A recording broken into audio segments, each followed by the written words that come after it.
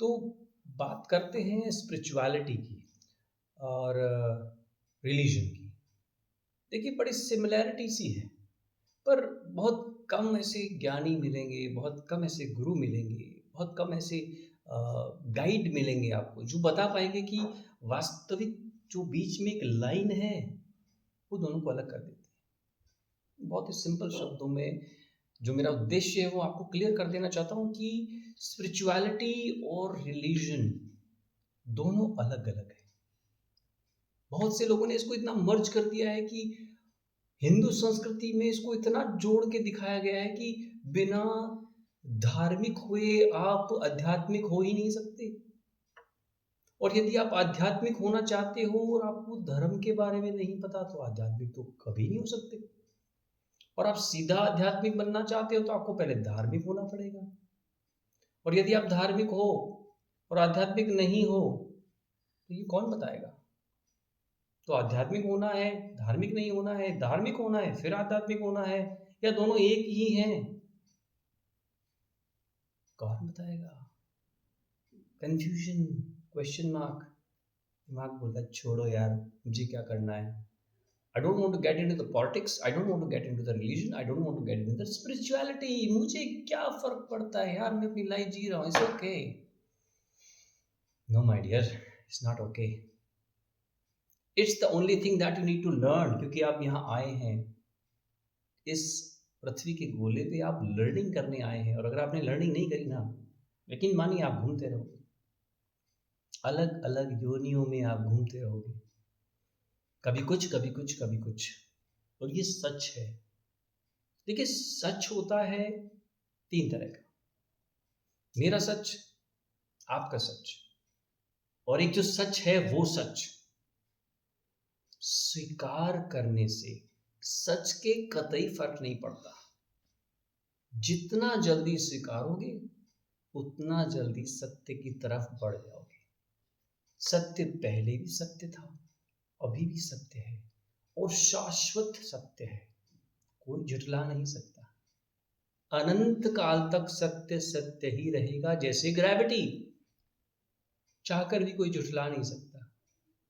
कुछ भी कर लो, नियम सदा हमेशा समान रहेगा। इसे कहते हैं वैज्ञानिक। तो बात हम कर रहे थे स्पिरिचुअलिटी की।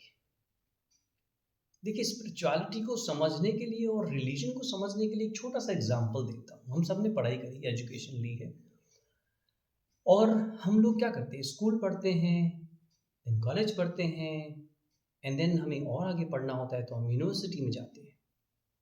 तो मैं एक बात कहता हूँ कि स्पिरिचुअलिटी जो है ना, वो एक सिलेबस है। अब इस सिलेबस को एक यूनिवर्सिटी ने बनाया, और यूनिवर्सिटी ने जो सिलेबस डिजाइन किया था वो थे वेद। उस वेद को जब यूनिवर्सिटी में डिजाइन किया गया तो ये अपेक्षा थी कि इस यूनिवर्सिटी से इस सिलेबस को निकाला गया और इस सभी कॉलेजेस में पढ़ाया जाएगा। और वो कॉलेज थे धर्म।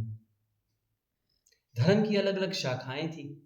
अलग अलग शाखाओं में ये समझाया गया कि इस सिलेबस को कवर करना है, इसे पढ़ाना है, बताना है, समझाना है, और इसी से बता करके ये बता देना है कि ये पढ़ोगे तो सिलेबस कंप्लीट हो जाएगा, आपको डिग्री मिल जाएगी। डिग्री कौन देगा? कॉलेज नहीं, यूनिवर्सिटी देती है डिग्री। मान्यता कौन देता है? यूनिवर्सिटी। तो यूनिवर्सिटी में, जिसको हम बोलते हैं आध्यात्म की यूनिवर्सिटी, वहां से वेदों के ऊपर जो लिटरेचर बना, सिलेबस बना, जो वेद व्यास जी ने बनाया, उसको प्रसारित कर दिया। और सभी अलग अलग संप्रदायों में, धर्मों में, धर्म गुरु के अलग अलग आश्रमों में, अलग अलग संप्रदायों के अंदर बांट दिया कि आप किसी भी तरीके से इस सिलेबस को पढ़ाइए, लोगों को समझ आना चाहिए, उनको ज्ञान बढ़ना चाहिए, उनको पता चलना चाहिए कि सत्य क्या है। उस सिलेबस का एक ही सेंटेंस था, एक ही मतलब था, सत्य की खोज, स्वाध्याय और स्वाध्ययन के द्वारा स्वयं को जानना, और स्वयं को जानने के बाद यथार्थ यानी जो अर्थ होना चाहिए, जो है शाश्वत सत्य, कि सत्य क्या है, इसकी खोज कर लेना, यही ज्ञान का आधार था। अलग अलग धर्मों में ये कहा गया, हिंदू धर्म में भी कहा गया, सिख धर्म में भी कहा गया, अलग अलग धर्मों में यही बात कही गई है कि सत्य की खोज करोगे तो पहले स्वयं के भीतर जाना पड़ेगा, और स्वयं के भीतर जाने के बाद तुम्हें पता चलेगा कि सत्य क्या है। तो सभी धर्म एक बात कहते हैं कि जो सत्य है वो कैसे प्राप्त किया जाएगा।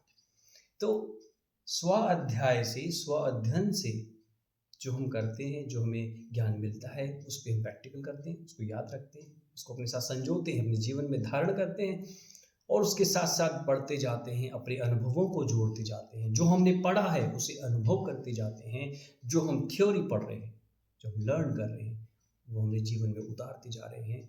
वही हमारा सत्य को प्राप्त करने का तरीका होता है। इसीलिए जो सदैव ही ओपन रहता है, always open to the new thoughts, वो सबको मानता है, क्योंकि उसको पता है कि सत्य एक ही है, वो अध्यात्म की तरफ चला जाता है। लेकिन जो सिर्फ कॉलेज के अंदर पढ़ाए जाने वाले गुरुओं के माध्यम से उसे ही सत्य मान लेता है कि इस गुरु ने जो कहा है वही सत्य है। अलग अलग कॉलेज में अलग अलग गुरु बैठे हैं जो अलग अलग तरीके से अपने अनुभवों से तुम्हें सत्य की व्याख्या कर रहे हैं सिलेबस के लिए।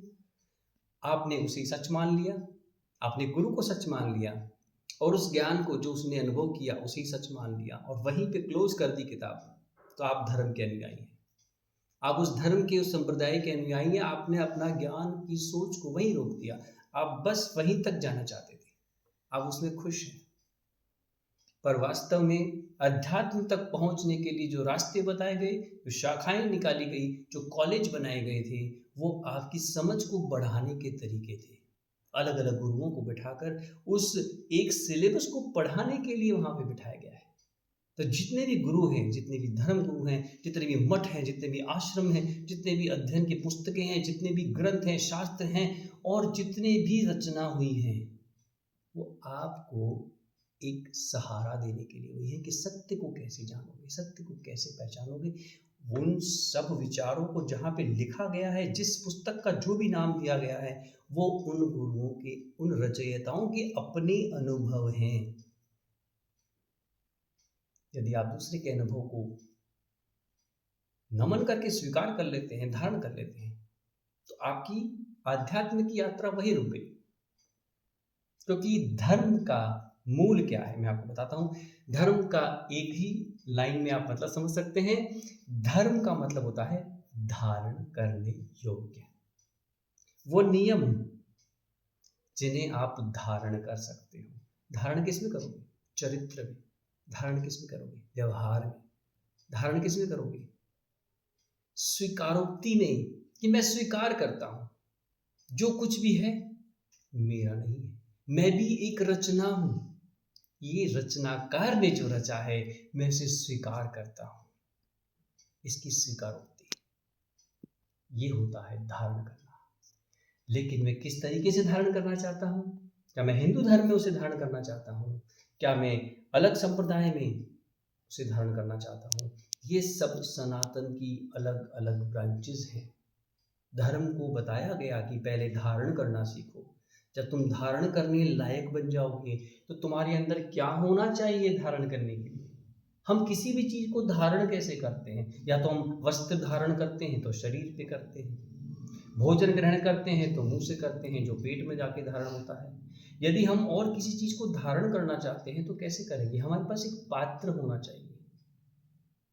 जब हम किसी से कुछ ले रहे हैं तो हमारे हाथ ऐसे होते हैं, या हमारे हाथ में एक पात्र होता है, तो स्वपात्र बनना पड़ता है, सुयोग्य पात्र बनना पड़ता है। इसीलिए कहते हैं कि धर्म को प्राप्त करने वाला कौन होगा? कौन होगा उसका पात्र? पात्रता क्या होगी? योग्यता क्या होगी पात्र होने की? ये भी बताया जाता है। धर्म को धारण करने वाला कौन होगा, उसकी अलग अलग पात्रताएं बताई गई हैं। यदि आप उस पात्रता के नियमों को धारण करते हैं, स्वीकार करते हैं, तो आप पात्र बनते हैं। और जब यकीन मानिए, जब आप पात्र बनते हैं ना, तभी आप आध्यात्म की तरफ जाने लगते हैं। क्योंकि आपने क्या कहा? मैं स्वीकार करता हूं इस पात्र में जो ज्ञान आने वाला है मेरे अनुभव से, और आने वाले ज्ञान को मैं धारण करना चाहता हूं। ये धारण करने की जो आदत है, जो नियम है, कहाँ से सीखे आपने? आप सीखते हो धर्म से। हिंदू कोई धर्म है। किस तरह का धर्म है? ज्ञान देने वाला, समझाने वाला, बताने वाला कि भगवान कौन है और हमें किस तरीके से अपना जीवन जीना चाहिए, किन नियमों को पालन करना चाहिए और किन को स्वयं में धारण करना चाहिए। जब आप धारण करना सीख जाते हैं ना, आप पात्र बन जाते हैं ना, तो आप अध्ययन से, जहाँ पहले आप अध्ययन कर रहे थे, स्व अध्ययन करने लग जाते हैं, स्वाध्याय करने लग जाते हैं। जब आपको गुरु ने कहा क्या पढ़ना चाहिए, कैसे पढ़ना चाहिए, कहाँ पढ़ना चाहिए, वो बता दिया, अब आप स्व अध्याय करते हैं और स्व अध्याय करते करते आप ध्यान में आते हैं। और यकीन मानिए, जब आप ध्यान करने लगते हैं ना, तो आपका एडमिशन अध्यात्म में हो जाता है। अध्यात्म में एडमिशन होता है, इसका मतलब आप समझ रहे हैं। अब आप कॉलेज के स्टूडेंट नहीं हैं, अब आपका एडमिशन यूनिवर्सिटी में हो गया है। अब आपको ज्ञान यूनिवर्सिटी से मिलेगा, a very higher level of education. समझ रहे हैं ना आप? एक कॉलेज में पढ़ने वाला स्टूडेंट और एक यूनिवर्सिटी में पीएचडी करने वाला स्टूडेंट के बीच का जो ज्ञान का अंतर है ना, वो पात्रता का ही अंतर है। अब यहाँ से वहाँ पहुँचने में जो पात्रता दिखाते हैं ना, वो योग्यता दिखाते हैं ना, वही आपके एडमिशन का आधार होता है। तो मैं एक बात कहता हूँ कि if you believe on literature, तो अगर आप लिटरेचर क्रिएचर हैं, then go to the college. लेकिन आप लर्नर और अर्नर हैं, ज्ञान लेना चाहते हैं, तो go to the spirituality, directly take admission in the university, क्योंकि वहाँ पे आप लर्निंग करते हैं, एक्चुअल लर्निंग। आपके बिलीफ सिस्टम में, आपके खुद के एक्सपीरियंस में आप हमेशा अपने पात्र के साथ बैठे रहते हैं। तो दोनों ही मनुष्य जीवन का शुरुआत करने का, लर्न करने का एक तरीका है, पर अध्यात्म जो है ना, वो आपका सिलेबस है।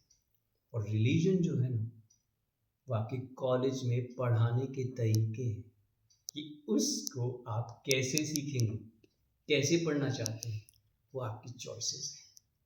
तो choice should not be a goal, goal always be a goal. वहाँ तो आपको जाना ही, वो तो आपका परम उद्देश्य है, और वो है शाश्वत सत्य। शाश्वत सत्य को जानने के लिए अनुभवों को अपने आप फील करना पड़ता है, और वहीं से आध्यात्म की यात्रा शुरू होती है। और आध्यात्म का पहला पड़ाव है ध्यान। आगे भी बहुत सारी बातें करेंगे, जुड़े रहिएगा मैं आपके साथ।